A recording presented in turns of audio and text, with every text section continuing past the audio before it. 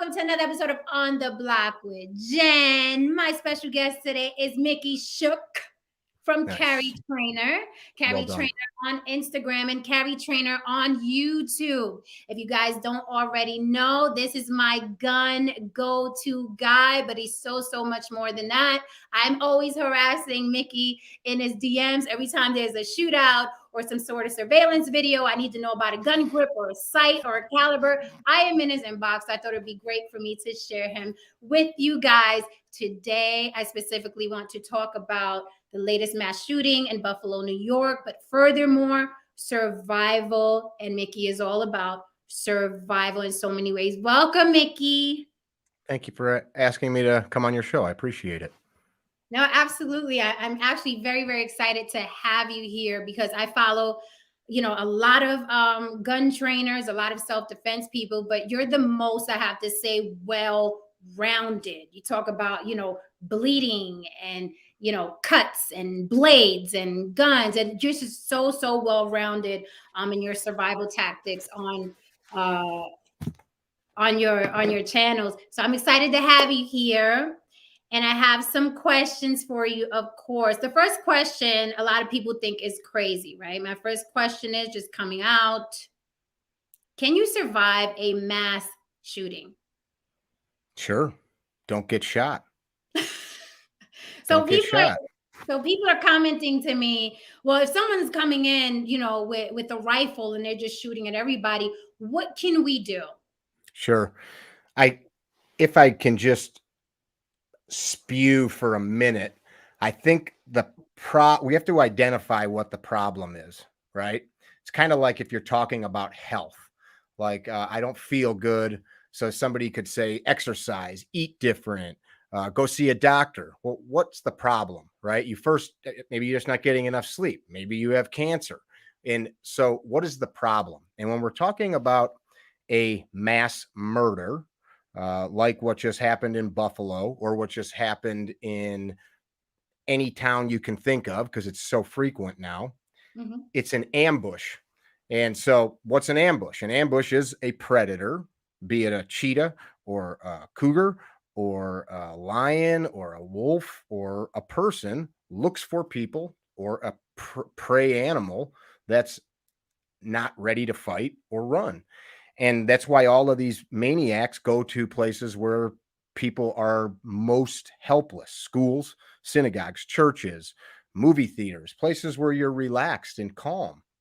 And unfortunately, the nature of our world that we live in, we Americans, especially other well-developed countries, we are completely, for the most part, insulated from violence. We insulate ourselves from how our food is procured. Most people have never seen an animal slaughtered. Most people have never had to dig a grave for a loved one. We pay people to do dirty work for us. And why I say all of this is, in this modern world that we live in, we have so removed ourselves, which is lovely.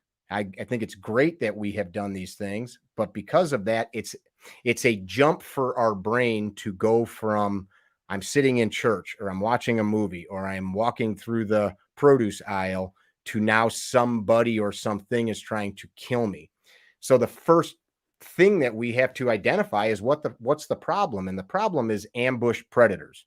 And the only way you can deal with that is to be aware. If you go, I live in the country, so you see deer constantly where I live. And if you go find deer out in a field, those deer they eat, they pick their head up, they look around. They eat, they pick their head up, they look around. They eat, they twitch their ears. And that's survival. People that grew up or live in the inner city understand exactly what I'm talking about. People that have been abused know what I'm talking about. People that have been to war or places that have a lot of violence know what I'm talking about. And somebody that maybe grew up like in the south side of Chicago or other parts of the country. I haven't been to every major city, but my family's all South Siders. So if you grow up in a place, what's that?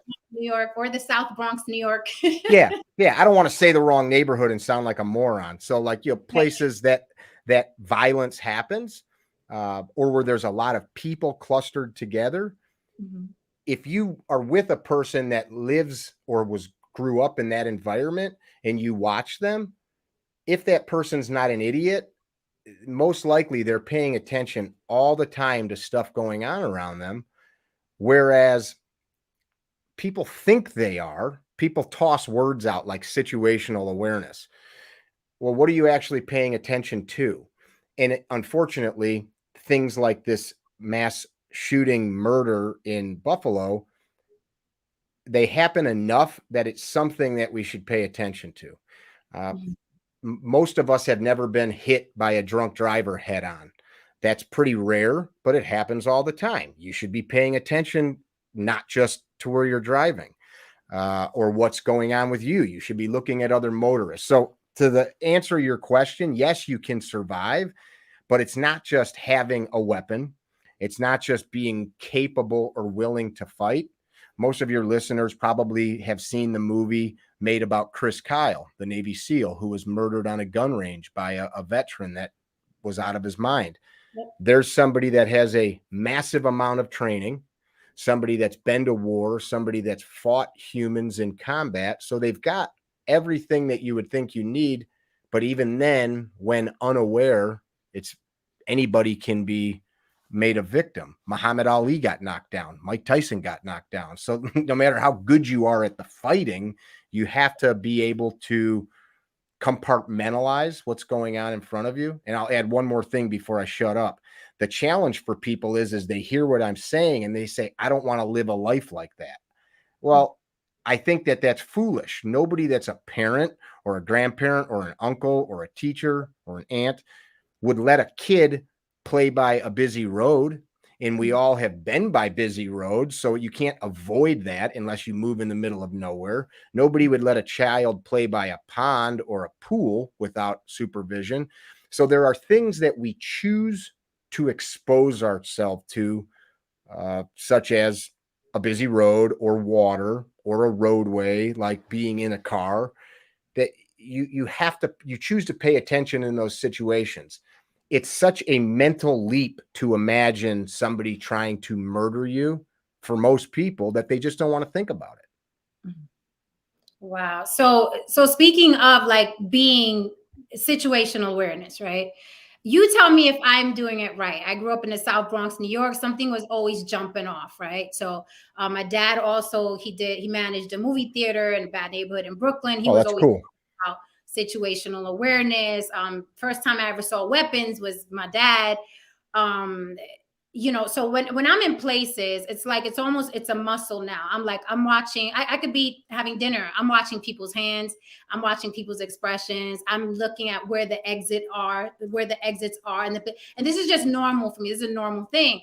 Now, some people's like, you're paranoid. And I'm like, no, I don't sit with my back to the door. I need to know where the exits are, people's hands, because I used to also do floor managing in a nightclub. So we had to watch people's demeanors and how much they were drinking. Is that situational awareness? Am I doing something wrong? What is situational awareness? I think that's wonderful. That's wonderful. So what are we doing when we're paying attention?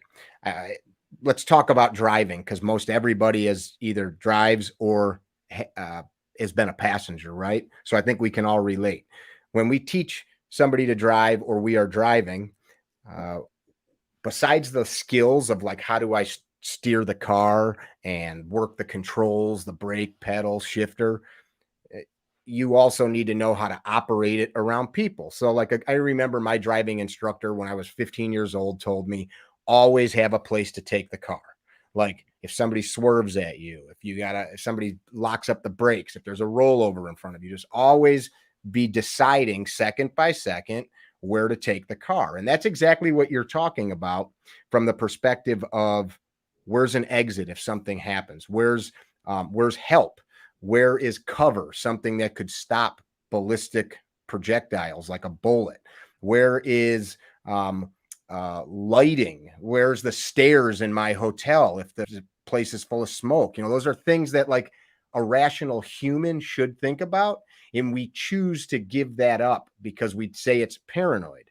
Well, okay, live a long time or be subject to whatever the universe puts in front of you. And I think there's a lot of things that we can be upset about. I'm upset that psychopathic young men decide to hate other people and murder them. That upsets me, but I can't in the moment have that philosophical discussion while somebody's dying. I can talk about that shit when the kids, can I swear? Yeah. I can talk about that shit when the kid's in a chair at the psychologist's office or locked up in jail. But in that moment, like, I can't be mad at fire that it's burning me. I need to have an escape or way to suppress the fire. And that's, I think, the problem that we societally have created so many things, like I said, that insulate us from harm. So I think what you're talking about, having an escape, is great. When my kids were little, we'd go to a movie theater, a restaurant, wherever, and I would play a game with them. I go, how do we get out? And we'd just be sitting there eating our cheeseburger or whatever. I'd say, how do we get out? And so then my daughter, 4 years old, would say, right there, how we came in. Okay, that door's blocked. Everybody's trying to get out that way. How do we get out? Well, there's probably a back door. Do we know there is? When you go to the bathroom, peek, take a look. Or when you first get to the restaurant, go wash your hands and be nosy. Look through the crack in the door to the kitchen and see if there's a door to the alley. Look to see if there's a basement somewhere. I'm nosy like that. And I'm not saying I'm peeking, places I shouldn't, but it's so silly. Here's a funny story, I think, that illustrates what we're talking about. My wife and I went out of the country last year. We're at O'Hare in the international terminal, and we've all experienced something like this. Like a car alarm. This is what I'm getting at. We all hear car alarms go off every day, and nobody goes, oh my God, the car's being robbed. Let me go look, or let me call the cops. You really just go, God, I wish they'd shut that annoying car alarm off. It's pissing me off, right? It's screwing up my podcast, or it's stopping me from sleeping, right? Nobody runs to say there's bad men robbing a car. So we're walking through the terminal, and if I'm being too talkative, tell me to shut up. No, go ahead, please. All of a sudden, all the smoke alarm, fire alarms start going off in the airport. And, they're all wired together. So it's super noisy, and there's strobe lights, and everybody's like looking, and we're in this massive hallway, thousands of people, right, moving through the airport. And I'm looking around. I don't smell smoke, but that doesn't mean there's not anything like going on elsewhere. So I grabbed my wife. I'm like, let's just stand here against the wall for a minute. And people are walking past us just to see, because we're just walking deeper into people in the unknown. And I don't see like people from airport staff running around, but I have no idea. And what was so comical is thousands of people stared at their phones, continued their conversations, annoyed by this thing that we pay billions of dollars to install in buildings to tell us there's a problem. And this isn't me patting myself on the back. Eventually, this girl walked past us, 30 years old maybe, and she goes, are you guys waiting to figure out what's going on with the fire alarm? And I said, kinda. She goes, you mind if I stand with you? I said, yeah. So we bullshitted a little bit just standing there. And I told her, I said, hey, good on you for not just walking deeper into this enormous building. And that just illustrates people. So some psychopath pulls up to the grocery store. What are you normally doing when you're at the grocery store? Listening to music on your earbuds, talking on the phone, looking at the phone, looking at a list, thinking about that you got to get home to make dinner, pick the kids up, soccer, blah, blah, blah, blah, blah, blah, blah. Your boss pissed you off. And we talk so much in life these days about being present, right? Life is so short. We got to be present. Smell the roses. Being present doesn't just mean sucking enjoyment out of every moment. It means being aware. And that is what good, long living creatures do. Go stare in a pond or a lake or an ocean and watch fish. And when you come by, the fish dart away. They don't know what the hell you are, and they're going away. And I'm not just talking about being fearful of stuff, because once we understand what to look for example, it's sick. And if anybody happened to see any of the footage leaked from this murder, you'll notice it's horrible to watch, right? You see the first woman that he murdered, and you'll notice behind her is a man still continuing to put groceries in his car. Maybe only a couple seconds has elapsed, so his brain is not caught up with gunfire and seeing what's happening. Now, I mean, there's a whole discussion we could have on how the human's brain works and how fast we process information and things like that. There's a whole study of psychology and science around how we process and how fast we process information. But you said a moment ago about how you're looking for things that are life threats, really life threats. That gentleman that was putting his groceries in the car, had he seen a man come out with a rifle, could have immediately dropped his groceries, moved behind the car. There's I don't want to what like in that particular situation, but this is the part I started to make a moment ago about the driving. All we're doing is looking for data, right? And our eyes, our ears, all of our senses all day long take in millions and billions of bits of data. In fact, there's tons of studies on how we train ourselves to go about life. For example, somebody that lives by a train eventually doesn't hear the train anymore. I grew up where a freight train went by our farm all the time. And I remember when we first moved to that farm, I thought, how will I ever sleep? And eventually you never heard that freight train blow the whistle anymore. Your brain says, I don't need this information, just like an inner city person doesn't hear the car horns and all that stuff. What data do I need? And it's impossible to look at and see everything. You'll go PTSD. Part of the problem with things like post-traumatic stress disorder is hypervigilance. Your brain, and I'm not a doctor or a scientist, so if somebody wants to do research on this beyond my rudimentary understanding, please do. But basically what's happening with hypervigilance is you're trying to pay attention to so many things, you just burn out. It's like your computer running at full speed nonstop. Eventually parts break. So what we have to do is decide, what information do I need? Do I need to see Jenny getting carrots? No. Do I need to see the clerk bending over and loading the shelf? No. Do I need to pay attention to the squeaky fan? No. So you need to start looking for things that don't belong. Remember, like was that Sesame Street? Which thing doesn't belong here? Which thing isn't the same? Like, that's what we're doing. We're looking for shit that's out of place. And then, even then, okay, that might just be a weird dude. I had a female client come to me 5-10 years ago, anti-gun as could be. Her family member sent her to me, and I always ask people, why do you want to learn this stuff? I don't want to waste my time with somebody that wants to do things for the wrong reasons, and I definitely don't want to pass on skills that are going to be used for the wrong reasons. She told me a story about being at the movie theater previously, like that month, with 2 small children, her kids. And it was like one of those days where you're at the theater and you're the only person in there. She's in there with her kids. She picked like the seat, like in the middle of everything. She's watching the show, and in walks some dude on a hot summer day, like in the proverbial trench coat. And he sits down at the front row and then proceeds to turn back and stare up at her and her kids watching the movie. And she was so freaked out, she just held the kids and sat there like in fright, waiting till the movie ended, which was like an hour and a half, and then grabbed the kids and ran out. She didn't know what to do. And this guy was probably a pervert, right? But in reality, it could have been somebody with a gun, right? Which thing doesn't belong here? That, a grown man on a summer day with a trench coat. And that's like a huge end of the spectrum. But I digress. And where I'm going with that is that requires that to be able to parse what data I need requires education and training. I guess I could add one more thing. So, like, somebody in a trench coat in LA in July, that's weird. But there's tons of homeless people that wear trench coats all summer long.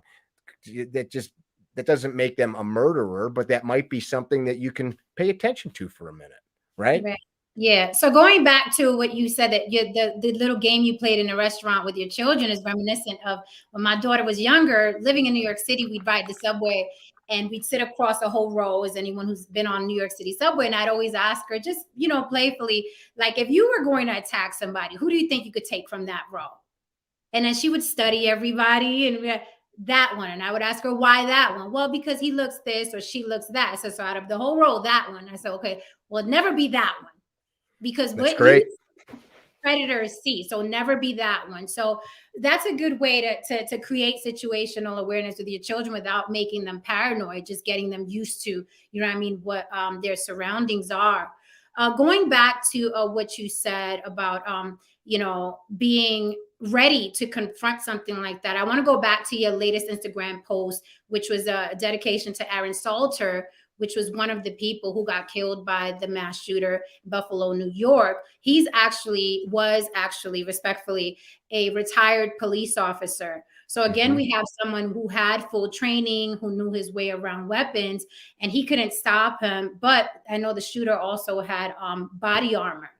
I want to talk about, we see a lot in the comments after a mass shooting. I would have done this. I have a CCW. I have a gun. I would have stopped him. Why didn't he shoot him in the head? Why didn't he aim for the neck? And there's a lot of that goes on social media. I always say, if you want to know where all the gangsters and killers are, they're all on social media. Everyone here is a great shot. Everyone on social media is a killer. And I make fun of it a lot. What do you say to someone that just because they have a gun and they train once a month, what do you say to them in a situation like that? Because everyone is now, playing the hero, as they often do after a mass shooting. But here we have a man that was trained, retired police officer. What do you say to people like that who think it's that easy? I know it's not easy to stop someone. What do you think?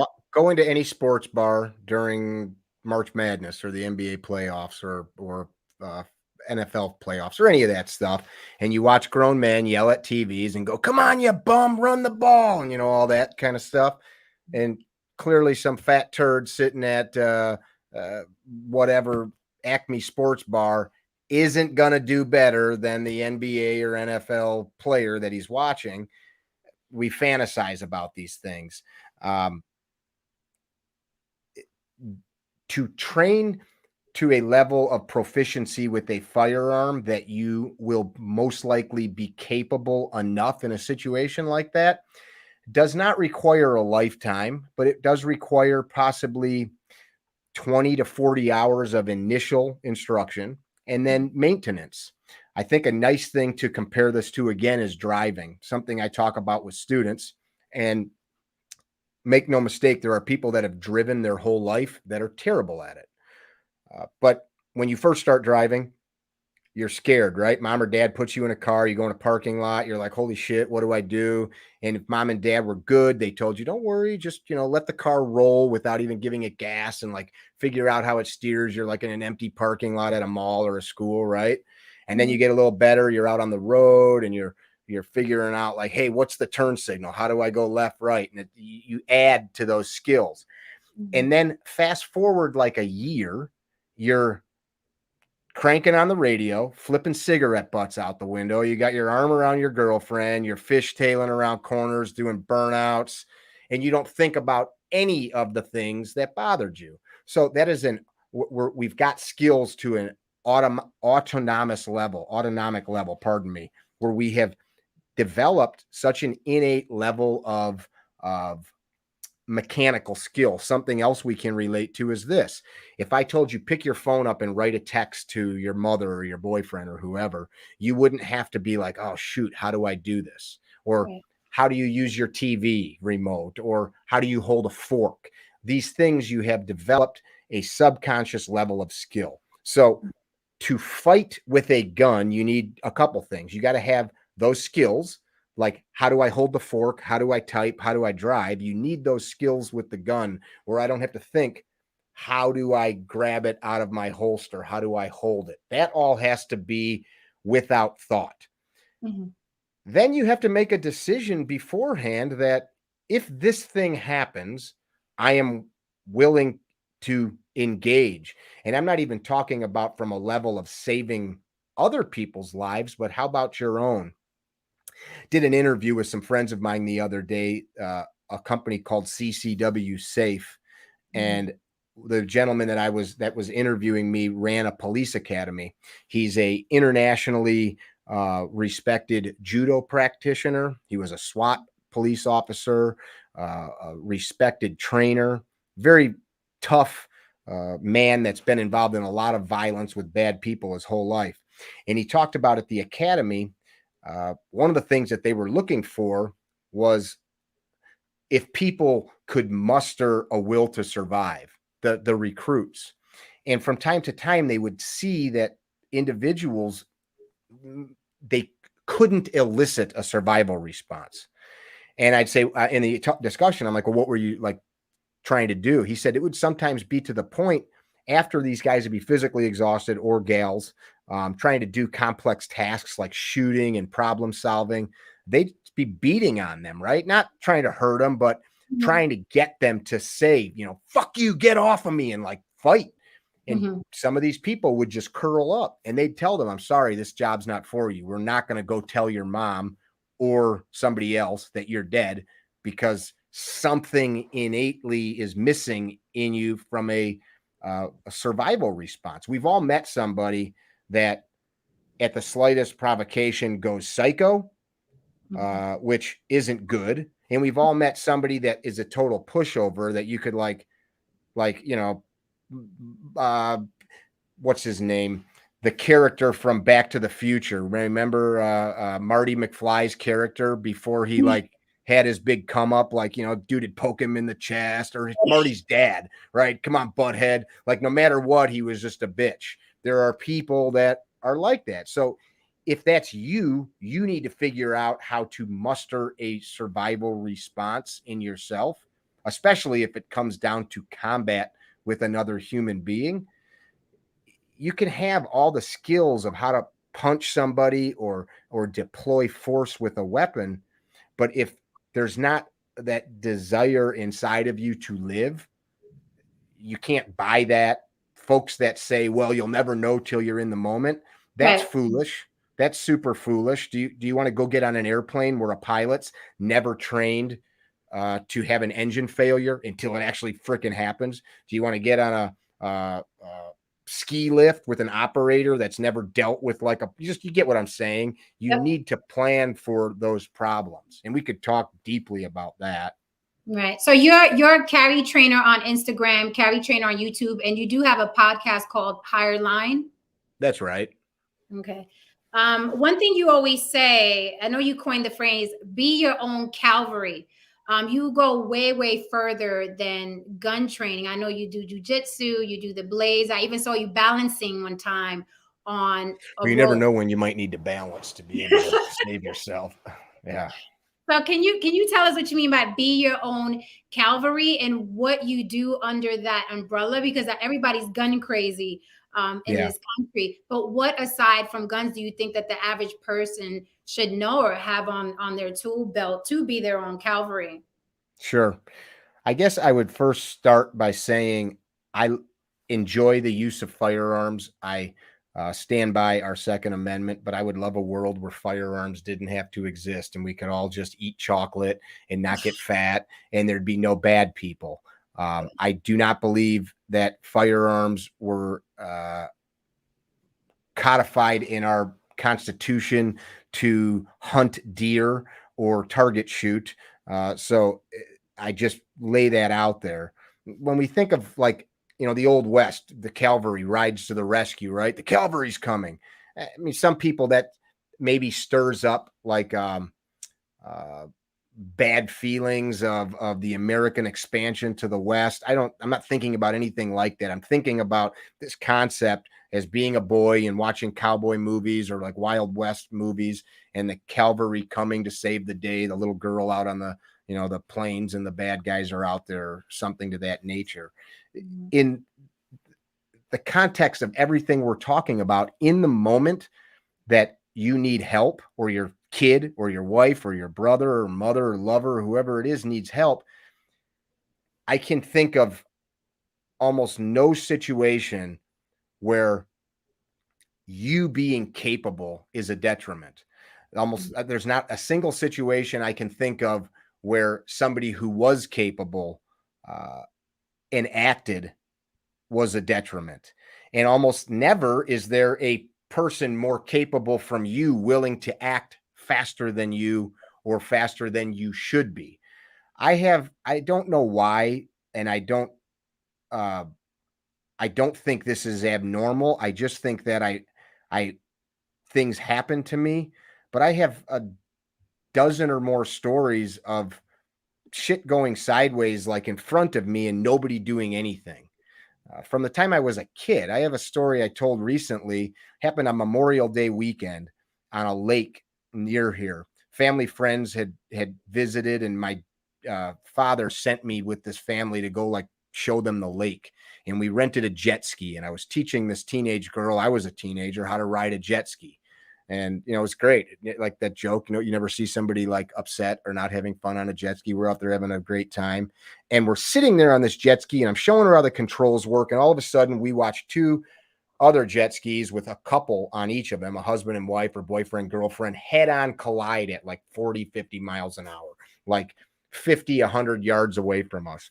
And I had taken her away from all the other boat traffic to watch what was happening. I'm sorry, to get away from what was happening so that we could kind of watch and I could show her this machine. And we watched this thing happen in front of us. And I remember like, holy shit, like you could hear the smack of flesh on flesh, and there's no helmets or anything. Mm-hmm. So I like am looking and nobody's moving towards them. So we fly over there and I'm holding these people out of the water. I'm just a 160-pound kid. And I remember the one victim, the woman's throat's ripped wide open. I can see into her trachea and air's bubbling out of it. And I'm yelling at this boat that's out there with these guys from the rental company that's supposed to be making sure if shit happens that they're the helpers. They're not coming. They're not paying attention. They're not doing anything. And finally we get their attention. The girl with me was in complete fright, just like shaking. And the gentleman that was still awake out of the four people, completely out of it, unable to do shit. And I think one of them was dead right there. Two of them were, we tried to help. This boat comes over and I'm like, call shore, tell them to send somebody out. The radio doesn't work. Let's get them in the boat. And the guy's like, can't think about it. We get him in the boat. Where's the medical kit? We don't have one.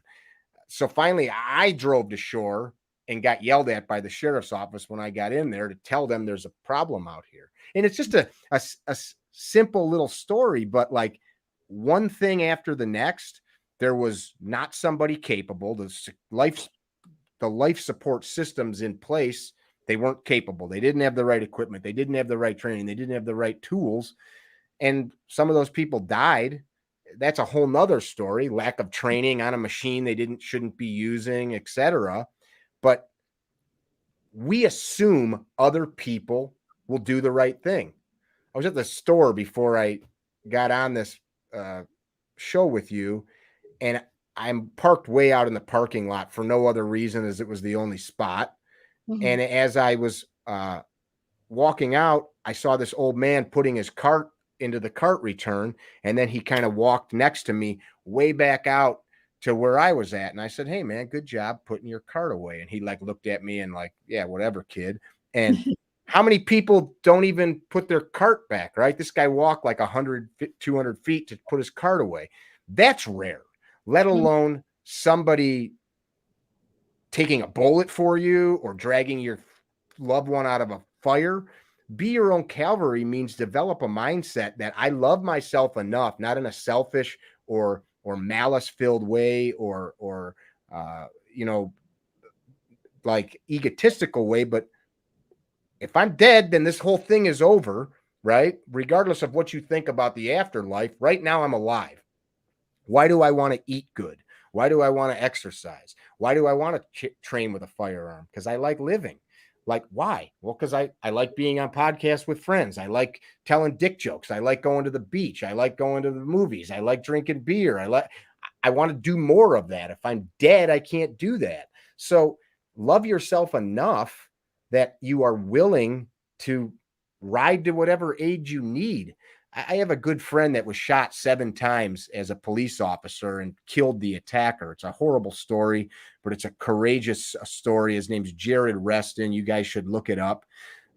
The young man that shot him had never been in trouble in his entire life, shot him over a pair of jeans the kid stole. His mother was a school official. His father was a police officer. The kid had never been in trouble. His parents had plenty of money to buy him the jeans. and the kid got involved with the wrong crowd and shot a police officer who was trying to stop him for shoplifting. Jared fought through and stopped this kid and now teaches some of those survival stories. But Jared tells people, I never would have found out that I lost, meaning I would have died. I wouldn't have quit. I wouldn't have said, okay, I give up. You beat me. The lights would have just went out. And that's a mindset. We talk about the will to win. If somebody that's maybe been with somebody that's fought cancer or another disease and watched the person that's like battled and kept a good attitude, like how do you take some of that and apply it to your life? Or a person, I got a message this morning from a student that I saw April 28th at a 3-day class of mine. He messaged me and said he dropped 15 pounds since our class, April 28th. What's that? Today's the 16th. So 3 weeks ago, he's dropped 15 pounds and he's on his way to lose like another 20 because he felt in our class exposed physically that he wasn't capable. And he started thinking, what if I had to carry my wife out of a building or a stranger? And I think what is lost on people in general, I keep talking about the same thing because it's so obvious and painfully simple. I want to be able to be useful, not to be looked at as somebody that did something, but you're out there. Somebody else I know is out there that might need help. What if I need help? I want to know that there's somebody out there that will do something for me or for my wife or my daughter or my granddaughter or my best friend. And unfortunately, there's too many selfish motherfuckers that only care about themselves, only care about what makes them feel good.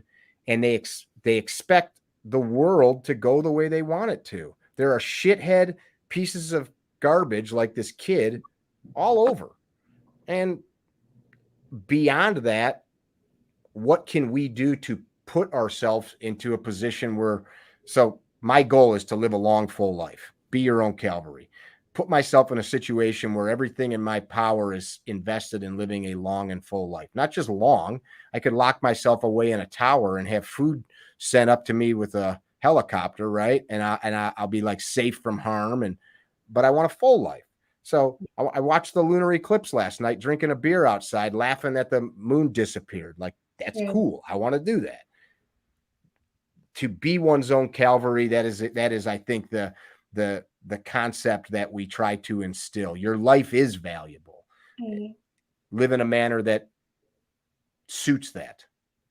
I can totally relate to that because I'm a mama hen. I always feel like the protector in the room or the one that's going to, defend or help.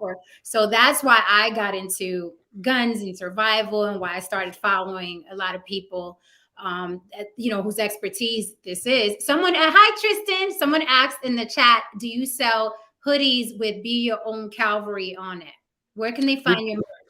We do actually have I'm wearing one of our shirts right now. This one says Train Naked on it, which could be no clothes on, but there's something else that's meaningful about that. Yeah, our website, carrytrainer.com. We've got tons of that kind of stuff on there. Okay. What do you think the biggest mistake there are plethora of mistakes that new gun buyers make? But what I watch a lot of, like I said, a lot of these guys on YouTube and on, Instagram, and these are quote unquote pros. You as a pro, what can you say about other pros that it's like, nope, they shouldn't be telling people to do that? No. What are like the 3 biggest no's with first-time gun owners? Know and understand how to use the weapon for what it was intended for.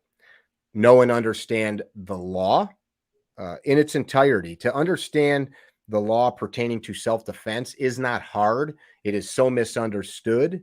It is not at all hard. 2 friends, Massad Ayoob, Massadayoob, started writing books in the 1970s on this, and another friend of mine, Andrew Branca, wrote a book called The Law of Self-Defense. Massa's book was called In the Gravest Extreme. 2 books you can get on Audible or any place you can buy books. read those books, understand them. And then the third is this mental stuff that we were talking about.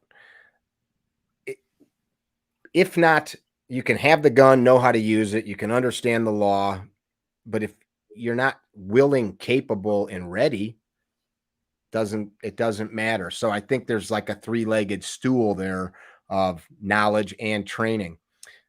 I compare firearms to things like CPR. Nobody ever used CPR and said, geez, I'm so good at that. I didn't need to be nearly as good as I was at that. I'm a CPR instructor. I'm an EMT. I have a set of dummies at the house here that from time to time I just will crank on them. Friends will come over, like, show me. And I think for $200 you can buy a adult and a baby CPR dummy. Imagine if once every 3 months, most people that know CPR, their work made them do it every 2 years, right? So they go, I got the card. All right, like, show me. Would you be willing to keep your grandma alive right now, or your kid that's choking? Would you feel confident? And it's the same thing. Like, somebody'd say, well, no shit, if my kid was dying, I would want like the most honed skills possible. CPR, if you're carrying a gun and you don't know CPR, you're a jackass. You should, because I've done CPR or Heimlich maneuver numerous times. I've never shot somebody, and I hope to not have to. I have used the medical training that I have 100 times, and I've never had to put a bullet into another human being. I hope I never have to. So the long, full life thing, the be your own cavalry, to the gun thing, I just add that leg of it. Is it all supports the same outcome. What just happened in the Buffalo store, the United States Army during the Battle of Mogadishu, the Black Hawk Down movie was made about, realized we got to do better. In the Ranger Regiment, the United States Army Rangers, one of the only military units in the world that can claim it, nobody dies from treatable combat injuries. Nobody dies in the Ranger Regiment from treatable combat, not stuff like somebody lost their head, but like if it's treatable, everybody knows how to apply aid. That has taken 20 years since 9/11 to filter through society, where now if you look on most policemen, they have a cat tourniquet, which is a very ubiquitous product that's easy to get. But most people think if you put a tourniquet on, and I'm not digressing from your point, I'm just bring it full circle. They think, oh, you're going to lose your arm or you're going to lose your leg. Well, guess what, dumb shit? You're going to die if all the red stuff leaks out of you. So do you want a hand or a grave, right? You can't have like that. You got to choose. Here's my point.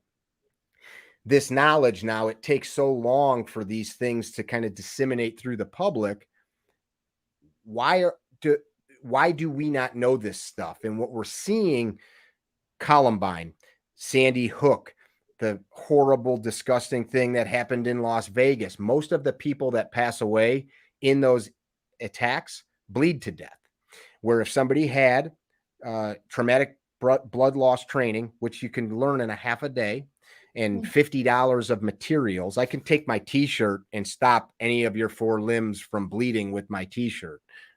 If you understand how to pack a wound and apply a chest seal, or how to make a chest seal, the game you played with your daughter, who's the weak link on the bus? How about what in this room can I make a chest seal out of? What in this room can I do wound packing with? What in this space could I make an improvised tourniquet with? A correct one, not just some fantasy shit, but a correct one. Like, how capable would you be if you were the one at the grocery store that just happened to be walking in after this, before first responders came, and you knew how to stop traumatic blood loss? Even if I said, hey, Jen, put pressure on that, I'll be right back. Just hold your fucking hand on that, and that alone will stop that person from dying. Instead, what usually happens, I'm dying. Don't worry, help's coming. It's such basic stuff. So back to your point of the things people make mistakes on, it's hubris. I purchased this item, and men are the worst. Women I would teach all day long because they say, I don't know, teach me. And men are like, I've got a big dick and I know how to race cars and I know how to grill and I'm the best, love maker ever. In reality, like, no, you're single and balding and fat and you can't shoot, right? Yeah. So especially in these places. yeah.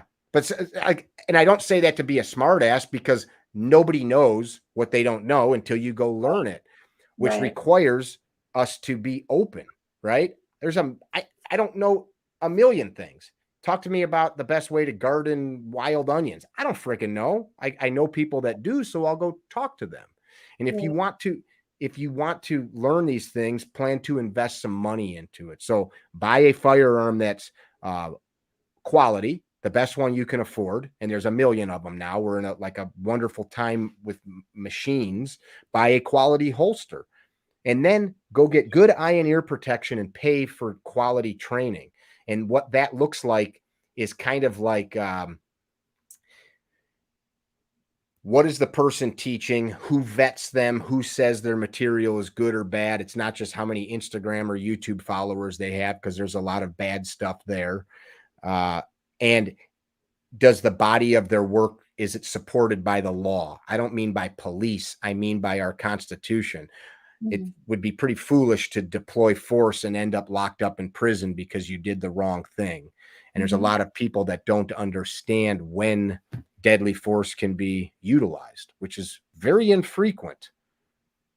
Well, I'm with the USCCA, right? How important is gun insurance? Do you think it's not really necessary unless you're going to be using your gun frequently? What do you think about gun insurance? A lot of people don't even know about it. I think if somebody can afford it, it's a great thing. I work with a company called CCW Safe. It is not an insurance company like the one you mentioned. It's basically a club, and they're the only company that's actually tried one of a member that had been charged with capital murder. Nobody else has done that. Other companies have had such a person come up in their roster of members or clients, and they pled the case down because they knew the guy did something wrong. CCW Safe's the only company that's tried somebody and then won.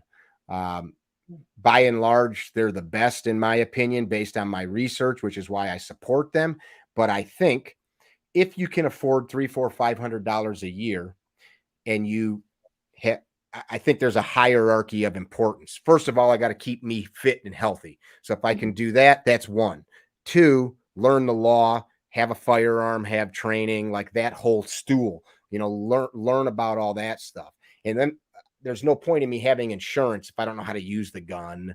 I would first get all of that stuff and the legal stuff sorted out, because you're probably paying for something that you're going to really need, if that makes sense, because you're just going to make bad choices or do things that you shouldn't with a firearm. So I think if you can afford it, and there's a few states that don't allow it, New York is one of them, which you used to live in. If they don't allow it, then you're up shit's creek. But if you can afford it, I most definitely would. Yeah. There's people that I think have commented when I say this, and they're like, oh, you're a shill. And I think historical data shows that if you are involved in a self-defense shooting and it is not airtight, like there is footage that shows every single thing you did, chances are you're getting, at the very least, civilly sued. So some of these companies help protect you there.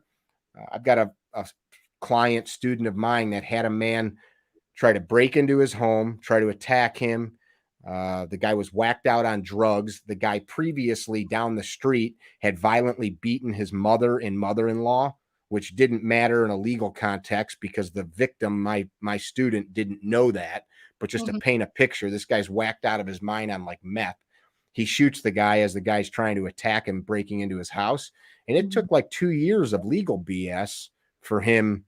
Like that costs 50 grand, 500 grand. That costs a lot of money. So if you can afford it, I would definitely do that. But after quality training and after one's investment of time and understanding the law. Okay. Mickey, are you up for some questions from some panelists? Sure, as long as they're not going to be rude or no, I don't allow that here. Whatever. I'm open to anything. And yes, this hair color is real. All right, guys. So I'm dropping the link. You guys can cam up with me while I'm talking to Mickey and ask them a question, a real question. They already know how I run the channel. Mickey, before people come up, I wanted to run two things by you. What do you think about, first of all, gun control? Is it unrealistic? I've always thought in this country it's unrealistic. I don't even know why people bother. I don't know why they do the picket signs. I don't know why they yell. I'm like, you're in America. You can. Well, we have a lot of gun control. Where? We have huge amounts of regulations. Have you purchased a gun? Yes. So you filled out a form 4473, which until the Gun Control Act of 1968, you didn't have to do. You used to be able to go to Sears catalog and order a gun in the mail. You cannot do that anymore. You need to purchase a firearm through an FFL, a federal firearm license holder that does a 4473 background check on you. If you live in a state like California, Massachusetts, New Jersey, New York, Illinois, and many others, there are superfluous background checks done on top of that. So, I mean, that is gun control right there. My state of Illinois, let's just say Mickey owns 100 guns, right? Let's just say I own 100 firearms, which means 100 times the federal government and my state has run a background check on me. That's a fact. So every time I purchase one of my 100 guns, a background check is run on me. So let's just imagine I've got a room with 100 guns. Follow? Mm-hmm. I'm going to go buy a new one. I'm going to buy a 22 single shot rifle to teach my granddaughter how to shoot. In order for me to go buy that gun, I need to go have a 3-day waiting period in my state. I need to, again, have 2 background checks done. Even though I already own 100 other firearms, I've got to wait 3 days to go get this gun that shoots a 22 caliber bullet one time. I mean, that's gun control. There are already thousands and thousands of laws on the books. So I spent years fighting gun control.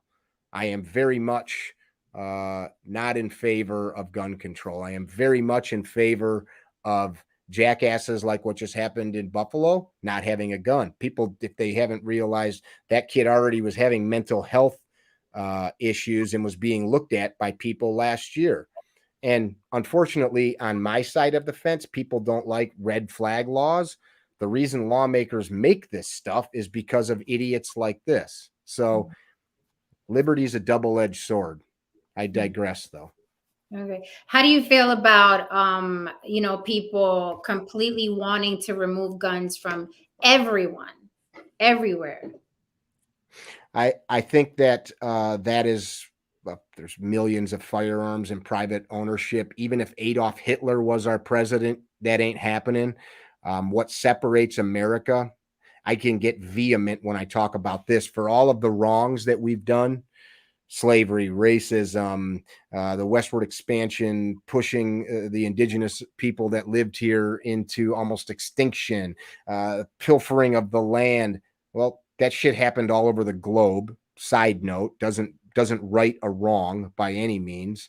But even taking all of that horrible shit out of the equation, we're the most generous nation that has ever lived under the sun, not only with our money, but with our food and with the blood of the men and women that have fought in multiple world wars around the globe, stopping tyranny. Nobody does that.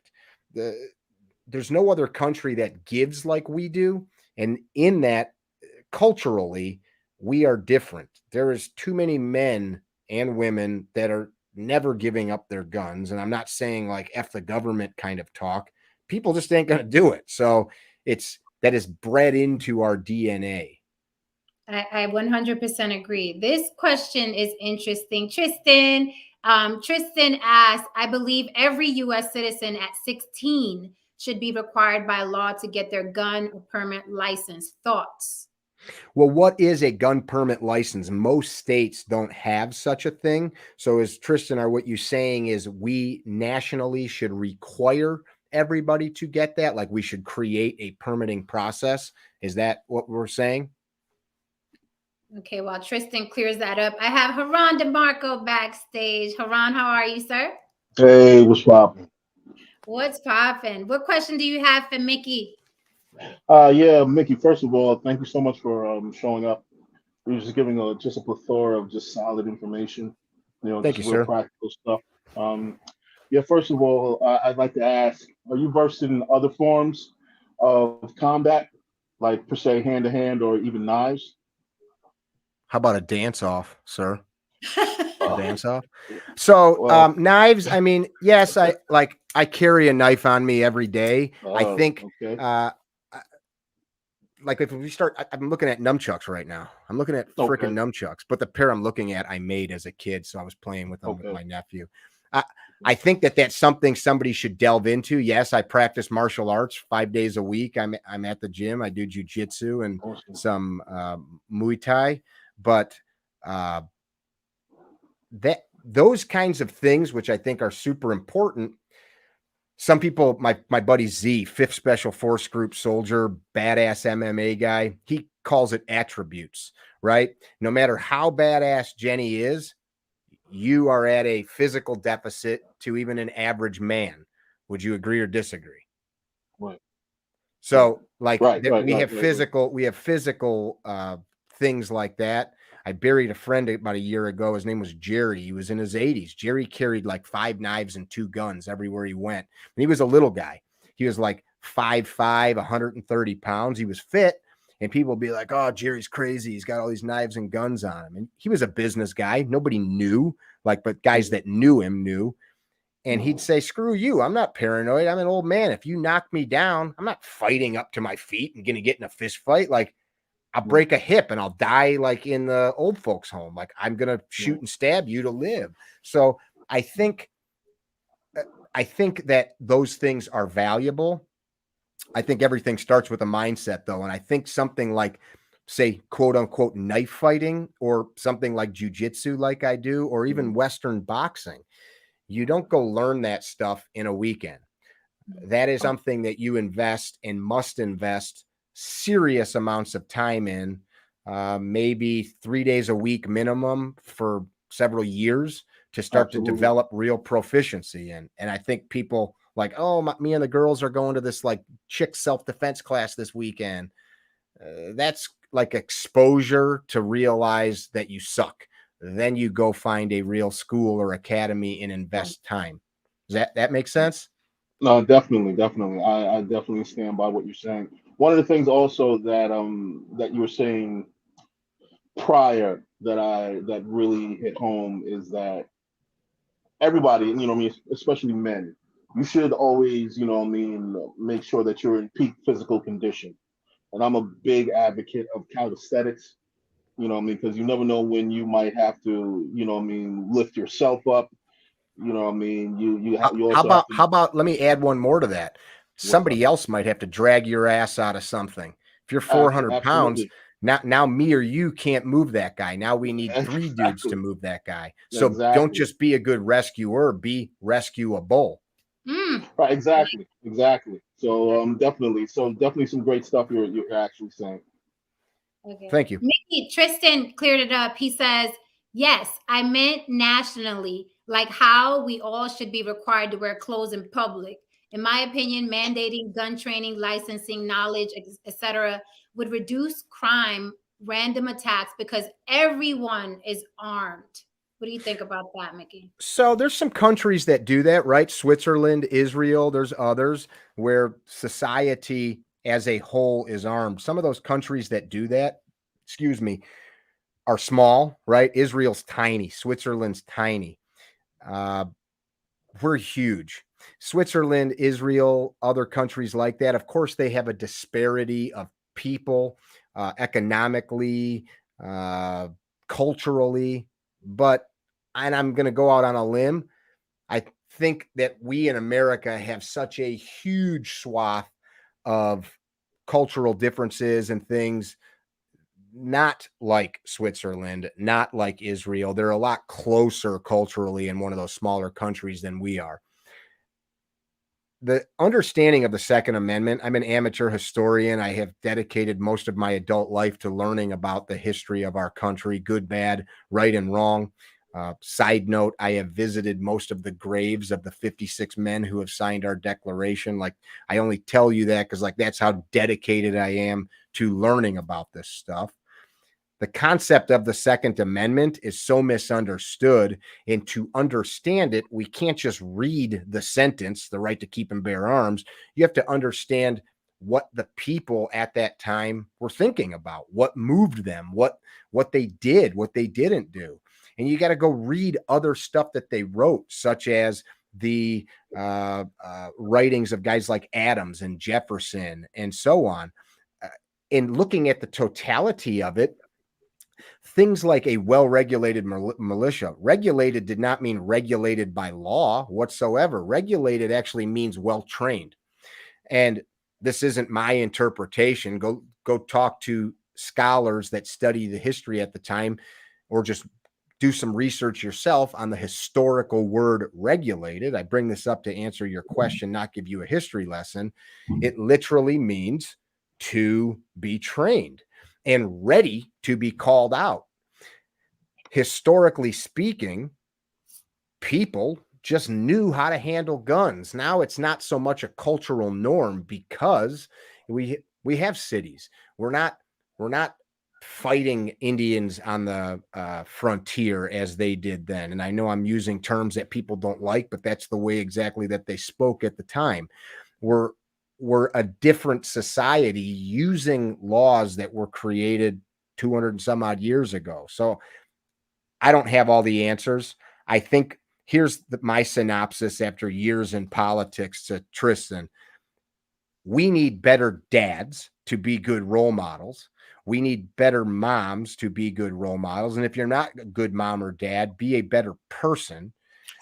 And in doing so, we're going to have less people like this shithead that just shot this place up. And there's something else to add to that. There are broken toys. And so broken toys that can't be fixed, that I'm not saying should be shot or something like that, but that slip through the cracks no matter what. And I don't mean slip through the cracks that they could have been fixed or like caught, but they just don't work out. We've all seen like a dog in a litter that's the psychopath, and no matter what, all the other litter mates or kittens, whatever the animal, turned out right. And this one's just busted. I don't have all the answers to that either, but to try to demand everybody has a gun, here's the problem with that. Now we all need to be Christians or Muslims or Buddhists. It's a constitutionally protected right. Now we all need to be part of the school newspaper because the First Amendment. We all need to. You can't do that with a constitutionally protected right. I don't wish to have a gun. That's my right, or I wish to. So I do believe that how we fix some of these problems is that people like the adults in this conversation purchase a firearm, learn how to use it, and then pass on that knowledge. And it's not just the use of it, but the reverence for the tool. And it's not just the reverence because this thing is powerful. It's that we as a society give each other this powerful tool that almost few countries in the world, almost no other countries, respect that right. And that right's not saying, here's this tool, you can go do good or harm with it. It's that we respect you as an individual to have this expression of liberty that we know is so valuable, that I appreciate that and don't want to do something, one, to injure or stop the liberty of another, but two, I want to proliferate my life and live with liberty as long as possible. I don't know if that makes sense to you or not, Tristan. Okay. Thank you, Mickey. Super chat question. Thank you, Il Doctrine, for the super chat. Il Doctrine asks, question, may I know your opinion about intermediate to advanced firearm self-defense training for couples? And if in favor, please share how to find and evaluate the training. Sure. I think that's a great question. So for couples, nothing changes, right? Other than you and your spouse or significant other are going to possibly be together. So you still need to go learn all the individual tasks, except now there's a force multiplier. You and your partner are together. So you just need to train together for whatever the totality of your life is, be it you live on a farm or you live in an apartment downtown New York or Chicago. and you're going to craft that individual training for your relationship based on where you live and how you live. Do you live alone? Do you have 15 kids? Do you live on a farm? Do you live in the city? Are you 80 years old? Are you 20 years old? All of those things change, and it starts with a body of knowledge. So how do you know if somebody's good? I actually, on my website, carrytrainer.com, have a whole list of instructors. I'm not selfish. I don't think I'm the only person out there that has knowledge to pass on. In fact, I only know any of this stuff because hundreds of other people shared it with me, or I paid them to, right? So there are tons of good people. I can name you a few off the top of my head. Z Durham, Instructor Z, Z-E-E, Paul Sharp, spelled just like it sounds, like a sharp knife or sharp object. D-Day Response Group. These are 3 companies that I work with constantly. Z's in Tennessee, Paul's in Idaho, and D-Day is in Florida. D-DEY Response Group, and then me, Carry Trainer. But there's so many other ones out there as well. I could just sit and tell you for 20 minutes names of people. Yes. What I do think. Follow Carry Trainer on Instagram. There's so much information on his channel. Trust me. Thank you. Tristan says he agrees with what you said, and it makes perfect sense. He got it. Welcome, Brother Ish, to On the Block with Jen. How are you, sir? I'm good. How you doing? Peace, everybody. Really good. What question do you have for Mickey? Mickey, this is great information that you're providing, and it's well sound in its delivery as well. So I appreciate what you're saying. I think that it's important in the Black and Latin communities to have a presence of mind in relationship to CPR and that aspect of it, and even understanding the proper usages of weapons. I have a question. If you're by spiritual practice, I don't carry guns. Mm-hmm. I do train periodically. I'm a little rusty right now, but and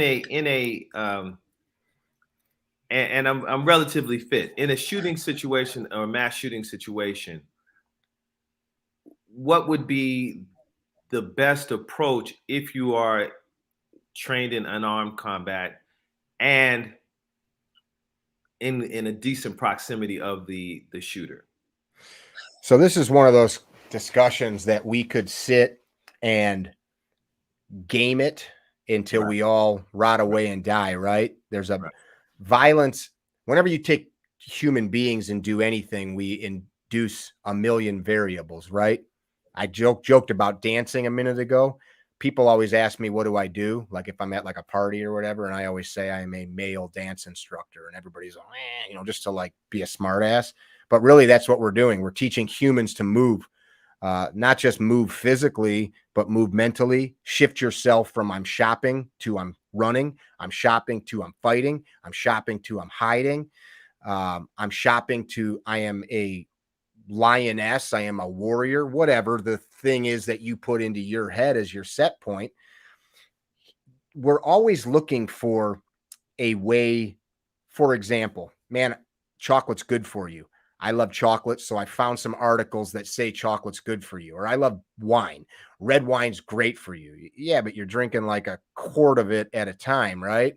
We try to find things that validate what we want, and what we want is to be capable in violence without having to do violent things. And this is not what you're saying, I know, but we also want to find a way to do violence without getting hurt or knowing like this isn't going to hurt. It doesn't work that way. Can you? Sure. I mean, it could happen, but you're probably going to get shot. You're probably going to get stabbed. You're probably going to get hit. I mean, if I fight with somebody that's a lesser skilled fighter, it doesn't take much for that person. I can't hold all their limbs. It doesn't take much at all for somebody to go like this, bloop, and poke me, bloop, like while I'm busy doing other things. So we have to understand that to even subject ourselves or enter into the fray, we're probably going to get hurt. Okay, check that off the box. Check that box off. I now am am come to grips with, if I don't run away, I'm probably going to get hurt. Cool. That means I'm willing to die. Cool. If you like, check that box too. You're willing to die. What are you going to do? So what you said, and your name was Ish? Cool. So Ish, the term exigency, this is a term used a lot in the law and in law enforcement and in medicine. The exigency used in a sentence, for those that don't know what it means, we could say, due to the exigency of the circumstances, I had to jump out the window. There was no ladder. Or due to the exigency of the circumstances, I used a dirty rag as a wound packing implement instead of clean gauze. I didn't have any. So it's like, based on like the totality of shit's gone sideways, I got to do something now. I mean, I would get shot to smithereens to save my loved one, right?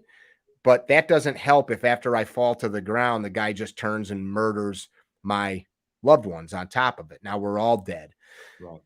So we start to talk about tactics and strategy, right? Where this is where things can go sideways. So in the world of close combat, which people from like Ranger units, SEAL units, SWAT teams, they use a term called speed, surprise, and violence of action. Well, surprise, you might think, well, there's no surprise because I see this thing happening in front of me, except surprise is this person's not expecting you to charge them or turn and fight them with your fingernails or pick up.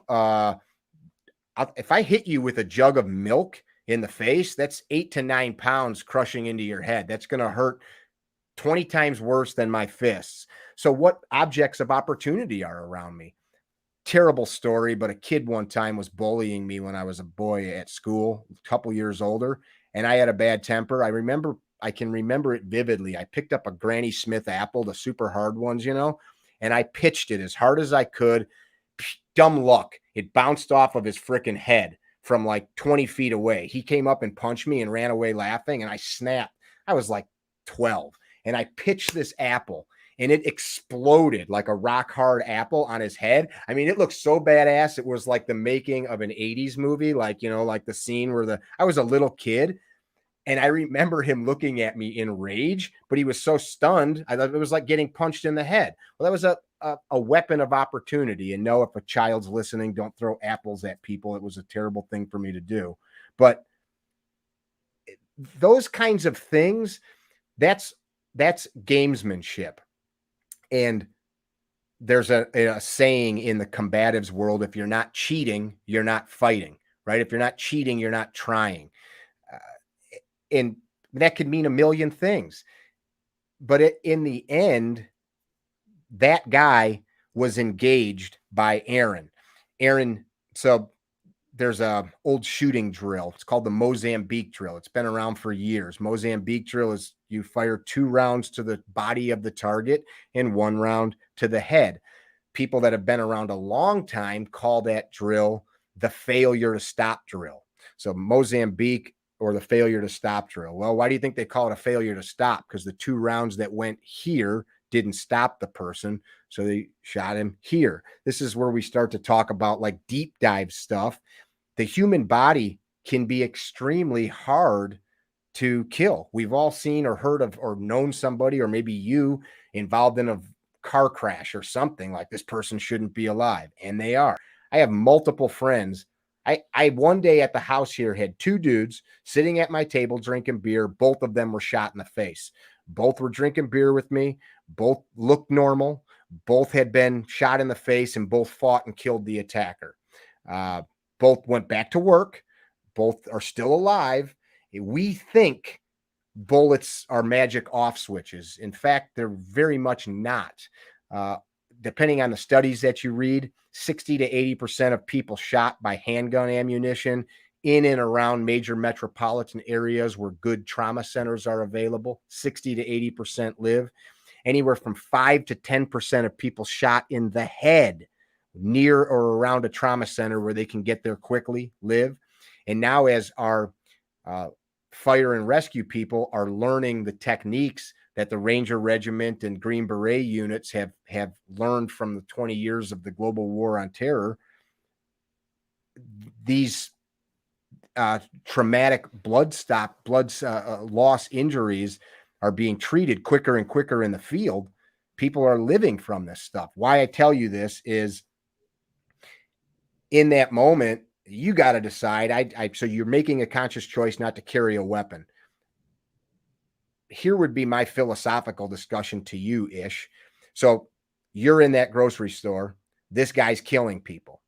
Are you also telling me that you're not willing to use lethal force, not a weapon, but what if you had to subdue him with like a vascular choke, like a rear naked choke, like we use in jiu-jitsu, to stop him and he died? Would that also go against your code? You don't need to answer that, but is it the tool or is it how we deploy the tool?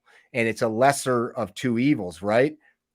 I'd take a soup can and smash somebody's brains in, and I wouldn't want to, but I would gladly take a soup can and smash your brains in and get cream corn or whatever all over the place in the process versus watch more people die. Is caving somebody's skull in with a soup can any less violent or different than me pressing a trigger? To me, I say the answer is no. It's just the gun allows us, I use the term, to extend our will farther. And for us righteous people, I say our righteous will. This kid extended his unrighteous evil will with the trigger. I think it's nice if we could make all guns go away, as we said earlier, but someone like yourself, to round that answer out, immediate action is usually what's called for. One, immediate. The sooner we stop them from doing what they're doing, the less bullets or force they're employing to others. But you have to be judicious in that choice. If we just run to our own death, perhaps it requires you to use some evasion, right? And this is where the what if silliness comes into play. Do you hide behind the freezer section until you can get behind this person and tackle them? I don't like those discussions because they don't make sense. But the sooner we can stop somebody, the better. The sooner we can stop them, the better. Hold on. Let me ask you this. Okay. I was very surprised as something that I found interesting about your social media is you talk about running a lot. As well-versed, trained, and deadly as you can be. You posted a video where this guy was getting jumped by a mob of people, and you said, I would show my sprinting skills, where most people that have guns would say, I would have shot everybody there. Why do you talk about getting out of Dodge as often as you do, where most people are talking about kill everybody in sight if you're getting jumped or you're in harm's way? I find it interesting that as much as you're like, get out of there if you can. I think it's a lot who have died because of their pride, and I'm not running anywhere.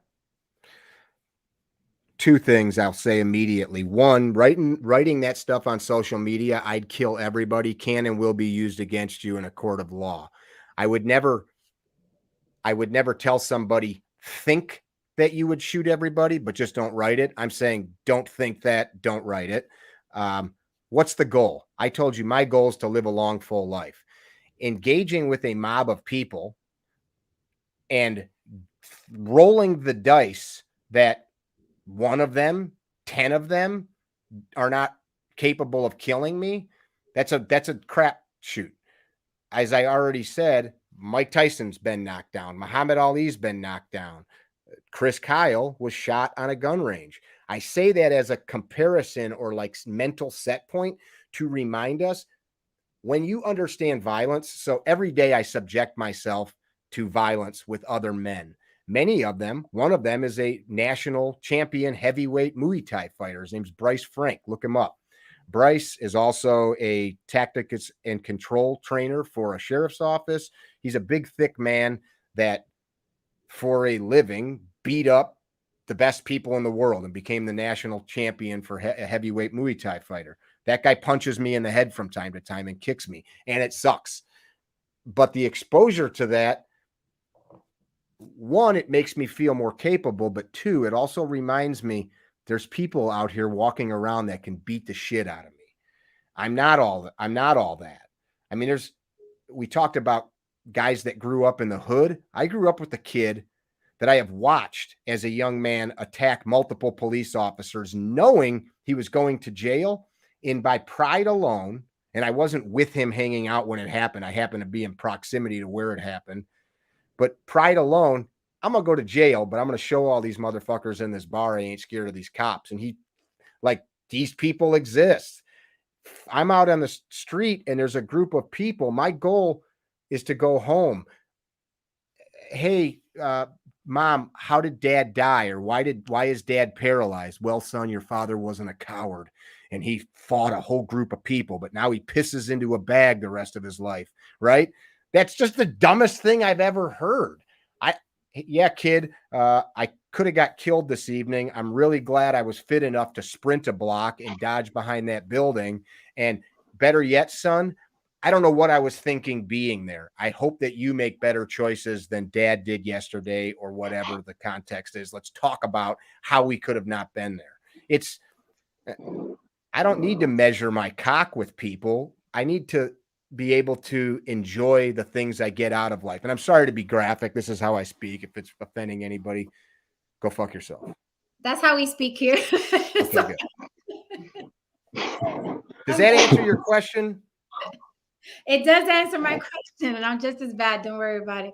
I did want to get into the race component, although I know, Mickey, you're like, it's whatever, this guy was crazy, but there's a huge race component. I wouldn't say it's whatever. I wouldn't say that. Okay, so there's a huge factor. You know, this was racially motivated according to the mass shooters' own words and manifesto. Sure. And what have you. What do you think, Mickey, and the other gentlemen on the panel, when these things happen and like now, you know, the vultures swoop in and we got gun control and we got the NRA against gun control, and then we have people coming in saying, you know, race, and it's black versus white and white versus black. These things always come up. What do you think about that when those things are being pushed? I just think they add fuel to the fire, right? And a lot of the important things get overlooked. But what do you think about that, Mickey? Does anybody else want to comment? I don't want to. We're on a panel. I don't want to be the only one talking. And I'll just say that I'll save my thoughts for my final thoughts, because I got a couple of things I do want to say about that, Jen, and I was planning on saying something in regards to that. Okay, Brother Ish. I'll say something just to be funny and just to lighten it up. In my neighborhood, gun control is using both hands. I like it.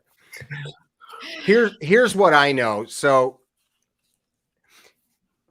our media has never been history. Benjamin Franklin was a propagandist. Benjamin Franklin was one of our founders. We wouldn't be here if not for Benjamin Franklin. Great inventor, great statesman. He got the French involved in our war for independence. Without Benjamin Franklin, we wouldn't be here. Benjamin Franklin was also a womanizer, probably owned some slaves, did some shit that's not so cool. I'm not diminishing slaves. I was talking more like the womanizing and that kind of shit. He spun before CNN and Fox and any of that existed. He was a spinner. He understood how to twist things to get people to do things. Poor Richard's Almanac that he wrote. He wrote things like early to bed, early to rise makes a man healthy, wealthy, and wise.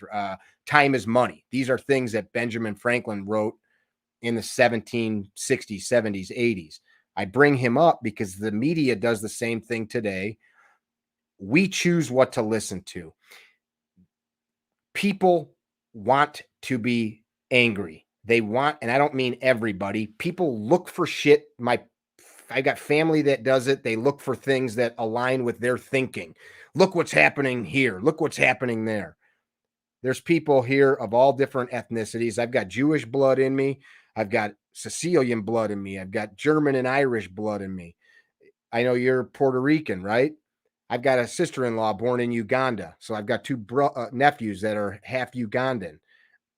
I don't give a fuck what skin color you're is. And if some shithead goes in a supermarket and murders people and says he didn't like those people there because they had a lot of melanin in their skin, that makes him an idiot.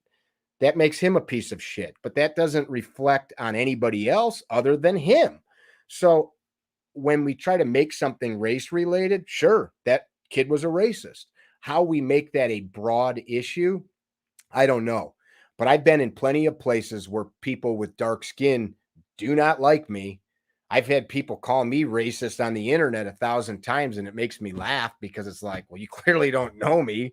Like, so I don't know where you take that discussion. Racism is bad. Murdering people is bad.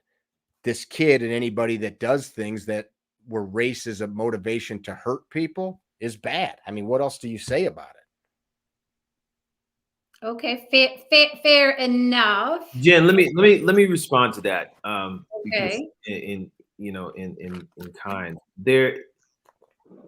this incident is there's an undercurrent of in white supremacist organizations a philosophy of kicking off or preempting this race war, and it's a core event that they expect to take place. And I find that sometimes that you have these incidents that are out there in the efforts of individuals who are geeked up on this belief system and these teachings to try to stimulate a situation or to prove their I'm dating myself, their machismo in that circle of brotherhood that they have. Yeah. So, these shootings, in this fallacy of this grand race war that's supposed to take place, it just never will happen. But we have these continued incidents of provocation. And the only time that it's a real factor in truth is when you're in the jail system, when you're in a prison. That's when everyone starts to parse out into different racial groups, and then it subdivides within organizational affiliations.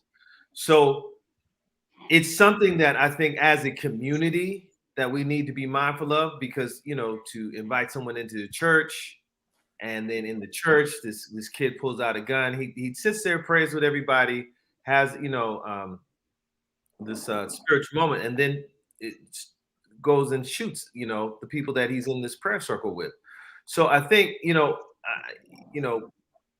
my belief practice, in my belief system, we search people before you come in, just as being preventative, and the thought process, one of these things that doesn't belong here. That's a mental game play that I play all the time. So I in kind with you on that moment. But as a community, I think we still have to be mindful and aware that this perception and this attitude exists, and that we do have to have some sort of collective responsibility and training in relationship to that, and preparedness, a better word, preparedness for those type of circumstances and situations. I agree with points. Go ahead. I'm sorry. I agree with both points totally, because I think that, I've been called racist as well. Racist is it's like saying God bless you after a sneeze now. Like, there's really no opinion you can have where they're not going to, kick you under the racism umbrella now, because now it's like, it's so trendy now to point someone out for being racist. So I agree with both points. We have to be aware that these groups do exist, but then I also have to be aware about the Puerto Ricans in the South Bronx. So now I'm in New York City after 3:00 in the morning, if I'm coming home from. So that's the point that I would make. And I don't know enough about white supremacist groups for no reason other than I don't care about them. There's a lot of bad shit that I don't read about black gangs either. I don't read about Puerto Rican gangs. I can't know everything, right? There were 33 people shot this past week in Chicago. There were 401 shootings and 82 homicides by April 1st in Chicago. Most of that's gang related. This is not a one versus the other, or wait, this is bad, but this is worse. That's not the argument I'm making. All I'm saying is we have massive 33 people. I had a friend that worked security in what is probably the most violent neighborhood in the city of Chicago. He was a retired copper. Every day somebody got shot there, and they were just kids shooting each other. Like, I talk about it plenty, and what I get from people in those communities, shut your mouth. You don't live here. You don't know what you're talking about. My only discussion point is, how do we fix this? How do we make this better? How do we stop seeing kids shot in the head, or babies in strollers, or moms watching TV, bullets flying through them, and people tell me, mind your own business. So it seems like the shit's everybody's business. And this is where the correlation was. It's horrific when it's something that's out of the blue, the movie theater, the grocery store, but we're all pretty used to these inner city environments having Milwaukee. You guys all saw what just happened in Milwaukee. That's 30 miles from home for me. When we see that crap happen, it's like, oh, well, that's just like what happens in cities. Why do we accept that? But then we freak out when some lunatic little white bitch goes and shoots a store up. I mean, they're both equally evil. Yes. I mean, am I wrong? No, you're not wrong. I think the problem here is, reminds me of Eminem. Now it's a tragedy and upper classity. Like when it happens at Columbine, it's like, I listen to Leonard Skinner. I don't know who the hell that guy is. Yeah. It reminds me of what you just said. When it's all very tragic, loss of life is very tragic. I'm sorry, Haran, go on. well, I think this is really boils down to the irony of this buzzword just being so important, but the least exercised. It's about accountability on both sides of the aisle. And when these things actually happen, one side demands that the other side holds itself accountable, and the opposite side demands what that the other side sides? holds What itself sides accountable. are we seeing? Like, what are those sides? Well, here's the thing. You know, I mean, to what you just said, in terms of you've heard and seen a number of mass shootings in Chicago. No one can dispute that, and that is definitely, Chicago violence is definitely something that needs to be discussed. And no, it's not often discussed because, you know, there's a lot of ugly truths that we have to sit down and we have to pay attention to. We have to, you know what I mean, be aware of. On the flip side, you know what I mean, in support of what Brother Ish is saying, and also how I feel, there's also the subject of white supremacy. White supremacy is essentially an idea and a concept that continues to go unchecked. You know, you have an entire, political end of the spectrum that behaves that it doesn't even exist. Can you guys educate me on that a little bit? Because I travel around the whole country. I've been involved in politics. My classes are made up of people of like every ethnicity. I don't know any white supremacists. I've never met a white supremacist. If I did, they didn't tell me they were a white supremacist. So, like, I've met people that are racist of all colors, but I have never met somebody or ever been in contact with somebody that's like got like some white supremacist agenda. In fact, most people I run into don't give a shit about any of the race related stuff. Like, who are these people? Where are they? Well, and I'm not trying to diminish it at all. Here's the thing. I'll just finish my point, and I see that Brother Ish wants to actually say something, so I'll just finish my point real quick because Ish has an itch. You know what I mean? And but yeah, the point here that I'm making is that there are heavy discussions that need to be had on both ends of the aisle, but those discussions aren't being had. And if we have those discussions, then that leads to another discussion where we have to admit, like, okay, how does everyone contribute to the much larger complex problem? Because it's not just one person. What discussions do we need to have? Let's have one. I'm gonna let you have that, Ish. Okay. So I would say this. Just to give a backstory, I have a history in working in law enforcement. I was a corrections officer in LA County Jail. Cool. Trained at the Star Academy. But I was also a young man that grew up in South Central LA. Went to Dorsey High School, and the film Training Day when they showed the Bloods and that whole situation. That was right across the street from my school. That was called the Jungles. So I had this duality of an experience working in LA County Jail, where most of the individuals that had the keys, the corrections officers were all primarily white. Everybody that didn't have keys, the inmates, were either Black or Hispanic. So I also understood the paradigm of what goes on in the streets, and I understood street politics. So when we talk, and I brought all that up to bring to this point also, when you talk about white supremacy, you know, there was an undercurrent within the staff there of a group that LA County sheriffs have had a problem with. The sheriff's department had white gangs in their staff. So one was called the ISDs, the Insane Deputy Gang, and they were individuals who had white supremacist philosophies that they didn't express. We're sitting at the same tables during lunch. We're training in the same. No one walks around, with the big, hood and it says, "Hey, I'm a white supremacist," or "I believe we should be in power," or "We won the war, so we control the game." So that dynamic doesn't express itself. It expresses itself in other layers and undercurrent in certain layers, and even just the dismissiveness in the relationship to problematic environments in the community when you're talking about urban violence, which any people who are in an impoverished condition that fall into criminality. The Irish, Italians, Jewish community. Currently, it's the Black community and Latin community that gets the attention, but you also have Asian gangs as well. So, sure.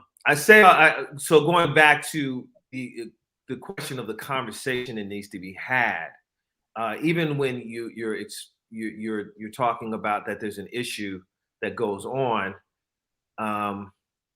there are individuals who step in to be of support, to provide information, to say, hey, just like what you said, UTCPR. Somebody like yourself that goes into the community and says, hey, I want to teach you guys CPR, and build out a better understanding, or take a key individual, train him so that he goes into his community and does that. That's a conversation. That's an exchange of, hey, I'm not a part of the problem, and I would like to be an advocate and be a part of the solution. So so just addressing the racial paradigm, you know what I mean? Because if you have information and there is a vacuum of information, there's a need of a transference of information. Either we can gain it and we can study it, or just like Jen is doing, she's providing a different perspective of this situation, so that talking to somebody who has this kind of information, has this kind of training, to now us to go back into the community and start having these conversations. That's evaluation, and that's conversations on opposite sides of the aisle. And what Brother Haran is speaking of. So that's the kind of thing. But in deference to the statement, white supremacists and people who have white supremacist philosophies or ideologies, a lot of times that's very privatized. And it's, so just to make sure that we're on the same page, I'm not suggesting these people don't exist. I'm saying I don't believe that there is some huge undercurrent in America. I just don't know any of these people. I don't, and I've been involved. I've sat in a room delivering to a dozen U.S. governors. So I've been involved in politics at various levels. Does this shit exist? 100%. I'm just saying I haven't seen it with my own two eyes. I grew up, I barely graduated from high school. I grew up wearing my sister's frickin' Jordache jeans with the little zipper on the side. Remember those? Because getting the hand-me-downs. Remember those? You guys making fun of me with the little zippers? Yes. My dad was a minister. Everything I have, I scratched out of the ground. And when I tell that to certain people, they go, well, yeah, you had it easier because of your skin color. I've sat in county jail for 3 or 4 weeks because I got arrested for something I didn't do and didn't have the money to bond out. been like, not at all trying to say I've gone to prison or something, but I sat in county jail 3 weeks as a young man because I couldn't afford to bond out. There was no special freaking treatment to me. I sat there for three weeks and ended up spending 50 or 60 grand to defend myself from some malicious prosecution, which is part of the reason that I kind of took the path mentally in life I did. Especially on the legal side of things when it comes to people understanding the law. So I think what you're saying is true, though. I think we need to understand each other. I don't need to appreciate the way you worship or the foods you eat, but I can understand that you do it. Might be different or might be the same, and just say that's cool or not. I don't need to like your car or your music, but just like, I don't understand why we have to delineate all the time that we're different. That's the part that it actually drives me nuts.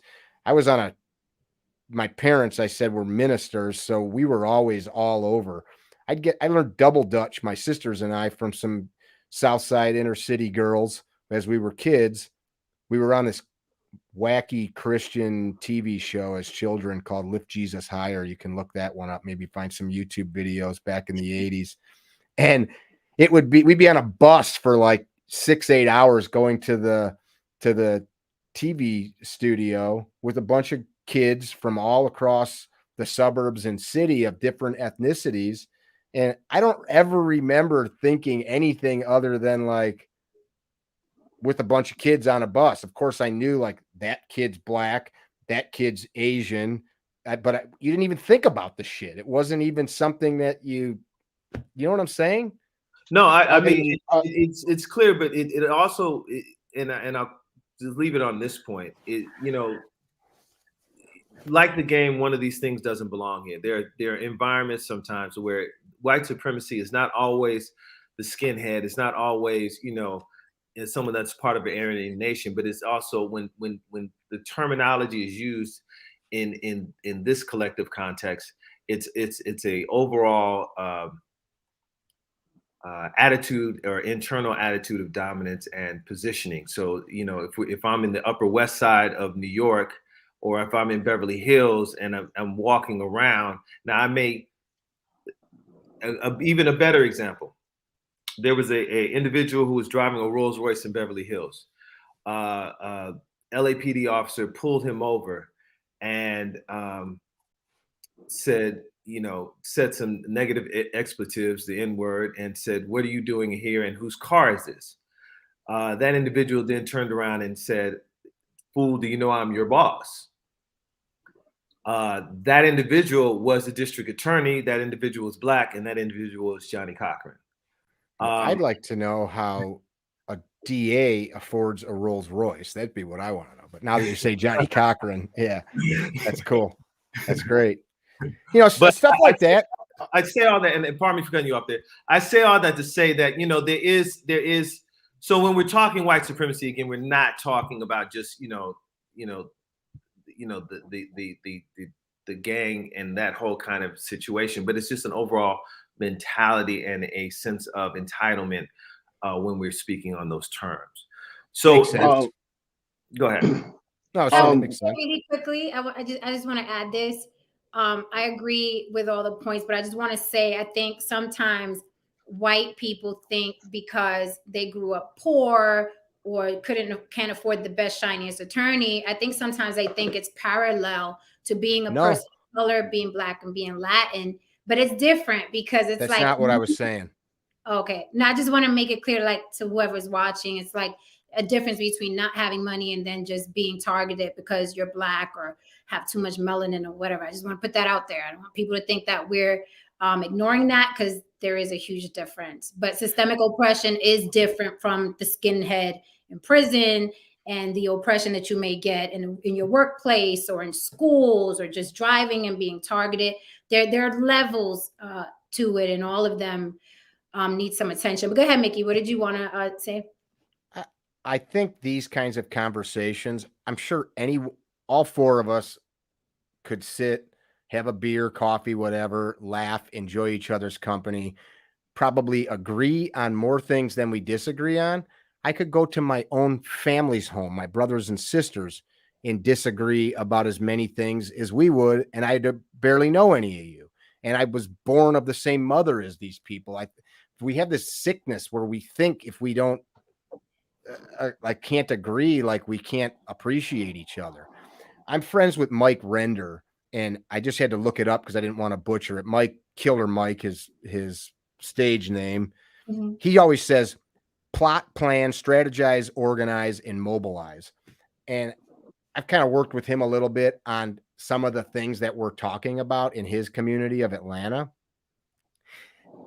The reason I brought up the jail story about me, and this, while I might not have ever walked in your shoes, I tell this to people and I get angry about it. You've never fucking walked in mine either. And to make some assumption that like someone's experience is better or worse, or you may have an idea. You have no fucking idea what I've done in my life and not done. You have no idea what's been done to me or vice versa. So like that kind of pisses me off sometimes when we have this concept of, yeah, but you'll never know. You're right. And you'll never know the things that I've experienced, the loss or pain, etc. If like what happened in LA, here's what I tell people, and this is where the wheels fall off for folks. If you don't like the LA County Sheriff, let's run a fucking candidate against him and win. If you don't like the governor of your state, I've done these things. Let's run a candidate against them and win. And where the wheels fall off is people go, doesn't work that way. Well, no, it does. My county sheriff, we put him in office. My state's attorney, we put him in office. Congress people, we're working on a young girl right now named Catalina Lau. She's a young Hispanic girl that's going to win the congressional seat here in our district this year. She ran last time around and lost. She's now raised a ton of money. We get involved in this stuff, and then where the wheels fall off is it actually requires work. And I gave up years of my child's life, which I look back on sometimes, and it hurts me thinking about me sitting at meetings with assholes for political stuff when I could have been with my kids in the backyard or fishing or whatever. And that was the choice I made during those years. There's never something for nothing. And people keep waiting for someone to fix shit. There isn't someone. We say they or them. It's we. You got a shitty set of laws around you. They're not changed by marching in the street. That brings awareness. But what changes is when somebody marching in the street says, I'm going to put my name on the ballot, or I'm going to go knock on 9,000 doors to make sure Jenny or Ish gets elected.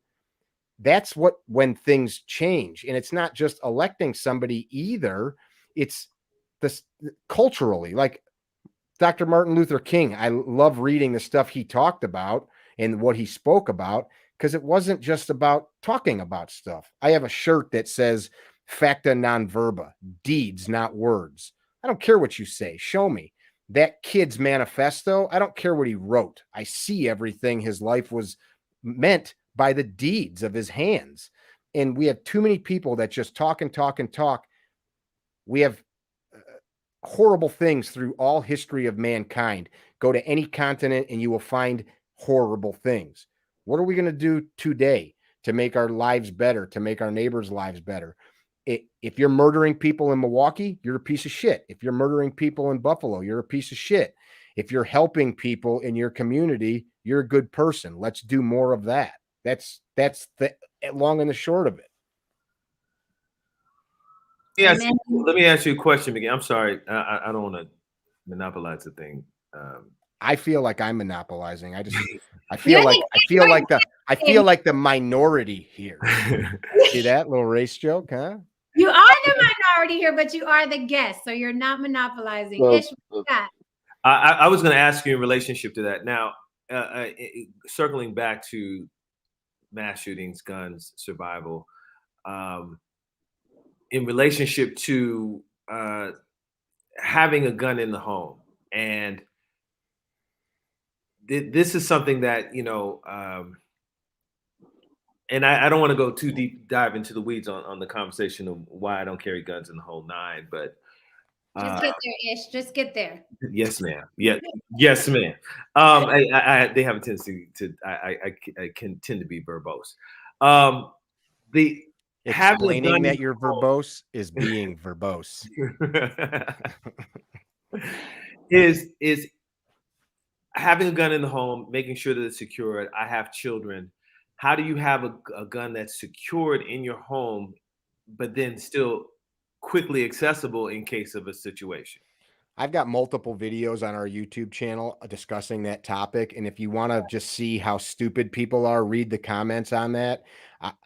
I had to, here's my goal in life, pass on whatever information that I feel is valuable. And if 5 people get helped, then great. If 500,000 people hate me for it, that's on them. But anybody that owns a firearm and leaves it accessible to any unauthorized person, regardless of their age, and whatever unauthorized means to you, is going to differ, right? Grandpa with dementia probably shouldn't have access to the gun. Grandma that's on freaking drinking wine all afternoon probably shouldn't have access to the gun. So it's not just age related, but also the person's skill, knowledge, abilities, all that stuff. You got to know your family. I just got a granddaughter. My kids are in their 20s. Now we got a granddaughter. Now she's only 1 now, but she's starting to walk. I have to think about these things when she's at the house, which is all the time. It doesn't take much for a child to pull a trigger. If you want to see some horrible stuff, just punch this into Google. Mom shot by child. And I just made those couple words up. You will find all across the country, from any town, USA, a little kid finding mom's gun in the purse. There will be a news report. You'll find 10 of them immediately if you just search those words, of a little 2-year-old pulling the trigger with mom's gun in the purse. People quote this all the time from Spider-Man, with great power comes great responsibility. You wouldn't give your kid car keys and be like, you're not supposed to drive, but here's the keys. I know you're only 6. It's just, it's so asinine. And people, in the training world, you went to academy, so you maybe heard some things like this.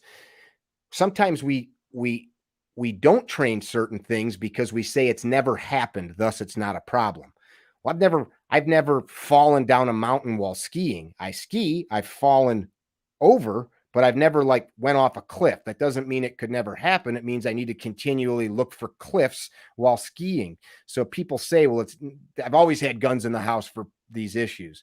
And all it takes is one time for somebody to shoot themselves. So we don't train to be safe. We train to have safe practices, because I could be safe by sawing my gun in half and throwing it in a creek, right?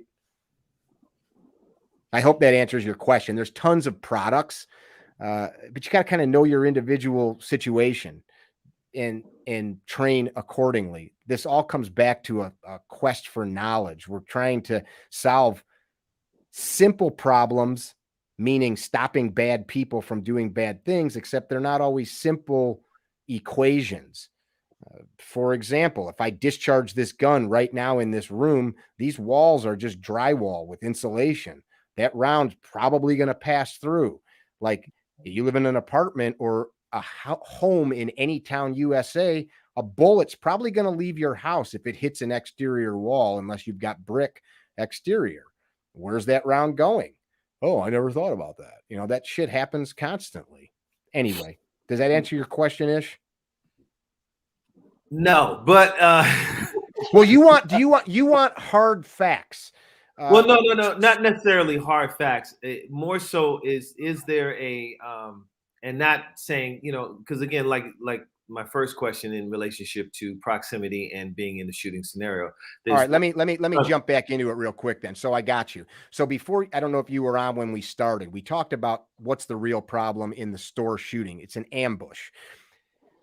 Anytime that we're attacked, be it out and about, be it in your home, almost all the time, it's an ambush. Your phone doesn't ring and, hey, man, it's a gang of thugs. We're about to commit a home invasion in 5 minutes. Get ready. That doesn't happen. Your door bursts open while you're sleeping. So what is the real problem with any of these ambush attacks? It's buying time. I have another saying. It's awareness is the currency with which we buy time to act. Awareness is money. We buy time. So in our home, just having the gun accessible is about the best thing, right? Having it on us loaded would be the best thing. I can't shower like that. I can't make love like that. I mean, you can, but it'd be weird. You're not sleeping with the gun on your hip, right? So loaded is about the best thing accessible, but now we have the prying hands thing. So let's just say that we've got the gun in a situation where we can get it. We still haven't bought ourselves any time. If I'm sound asleep and the first indication of trouble is my bedroom door flying open and some masked intruder coming in with a shotgun, I'm screwed. So do I have exterior lighting? Do I have an alarm on the house? Do I have a dog, even a little dog? Dogs make noise. Do I have my bushes and things like that cleared from around windows? Do I have any type of barricade to the sleeping environment? Do I have things that are going to alert me and give me time? Do I have things that make my home seem less friendly, meaning that well-lit exterior, etc.? I only say that because people, if you just want rapid access to the gun and that's your concern, but you allow your house to be an easy target, just like Jen talking with her daughter on the train, you've missed the point of all of this. There's plenty of rapid access safes. There's plenty of things like that. I have a company called Secure It, spelled out Secure It, that makes a rapid access gun safe that you can spend a couple $100 and push a little code and the door opens. If I have to roll out of bed though and immediately push a code and be shooting, that's shitty. I want 30 seconds. I want time. Does that answer it better? Yes, it did. And that was actually a great answer. Okay, so I'm taking one last question and then we're going to close out with our final thoughts. Il Doctrine asks, what's the best way to keep, I'm assuming you meant gun in the car, and secure but accessible in the car? Well, ideally it would be on you. And here's a couple reasons why. One, if you need it, you need it. Two, what if you have to flee that vehicle for 50 reasons? What if you are in a car crash? If that gun's now just loose in the vehicle and it's not even something to have to do with violence, now you've got a firearm loose in about. This depends on the laws of your state and city where you live in and your ability to carry. The best is always on you. Something to think about. Are we on YouTube right now? Yes. Okay, I can't do it then because they'll kill your feed. But if I have a firearm like in the appendix position, let me change my camera angle a little bit. I'm right here. If I have a gun in the appendix position and I have a seatbelt across my lap and I get in a car crash, I've now got my energy going across that seatbelt, crushing a firearm into my pelvis. So there is some things that you should think about with that gun on you, how it's going to be affected if you're in a vehicle crash. There are cute little magnet things like that. I don't think that's a good idea. It's too easy for a firearm to be knocked loose. There are a couple products where a actual holster can be screwed to parts of your car. Depends on the vehicle. On you is always best. Anytime a gun is off of you and out of your immediate care and custody, in my opinion, it should be unloaded and cased. So that's just my 2 cents on that. Okay, that was a great answer because I'm like, where do I keep it in the car? On you. All right, guys. So I guess you have to watch your 6, your 3, your 9, and your 12. Situational awareness was explained in detail here. I want to thank Mickey Shook so much from Carry Trainer on Instagram, Carry Trainer on YouTube. He also has the Higher Line podcast, which you should be listening to. There is a plethora of information. I mean, tourniquets, stopping blood laws, guns, knives, balance, jujitsu. He really is my one-stop shop. And sometimes I've disagreed with him, so I have to agree with what he said here on the panel today. I've almost blocked you before. What? I blocked you and unblocked you, sir. Okay. See that? That's crazy. I could listen. You can't throw the baby out with the bathwater, but it boils down to what you said. We can sit around and agree and disagree, and I can go to my home where my mother lives and be, you know, in a verbal fisticuffs with them as well. So don't throw the baby out with the bathwater. Everybody has, if someone's genuinely good, you don't have to agree with every little thing they say. It's talk. Okay, so this was a great conversation, gentlemen. Haran Brothers, thank you so much for joining me. I'd like for you guys to have your final thoughts, and then I'd like Mickey to have his final thought. Okay, the chat is closed. I'm not asking any more questions from the chat, but thank you so much for watching, guys. Brother Ish or Haran, you guys can, either one of you can go first, so we can close out. You can go, Ish. Okay, yes, sir. I think that the one thing that the definite takeaway, we appreciate your time, your information, and all that, and that we really need to do is just be prepared, be aware, and you know, go into something that I've done with my family is to start going into survival training and different things like that. But you heighten my awareness in getting into the CPR. I definitely want to get back into locking that in as far as in my family structure. Everybody's got to know CPR. We got to be prepared for those type of circumstances. You know, even Thanksgiving dinner, you get a bone stuck in your throat. Like I'd add the basic stop the bleed course to that too. Stop the bleed. Yes, sir. Absolutely. Haran. Okay, yeah. First of all, Mick, thanks for showing up and providing great information. It's great to actually meet another person who actually got into it with Jen, and it's cool with them afterwards. I too, she and I have had a couple of words. Actually, because I screenshot everything just for legal reasons, if you read through that, and if I could post that in this chat, all I said was polite things, and she just kept, "I'll stab you." I was like, "Geez." I'm sure Jen said some colorful things, We'll stab you. but We'll stab you. We should start a support group. Let's start a support group. Survivors. She rarely bluffs. But anyway, Jen, I will go on and continue to say that I commend you on having these kind of discussions that a lot of people can benefit from, and more so the community of Black and Brown people can benefit from. You know, it would be great if we could have these discussions in more spaces in the YouTube world, instead of discussing the usefulness and the non-usefulness of Kevin Samuels. We could really have some important adult questions about how we should have just as much smoke for white supremacy as we have for each other. You know what I mean? Right. It would be wonderful. It would be wonderful if we would have just as much smoke for the things for the people that are actually damaging our communities rather than actually turning the proverbial gun on each other. You know, so in closing, I will say this. Pay attention to a lot of the information that was said, and mainly keep your eyes out and your ears on what is important. This occurrence is a very, very deadly situation because to point to his manifesto, his main fear was that the white race was on its way to being depleted, and his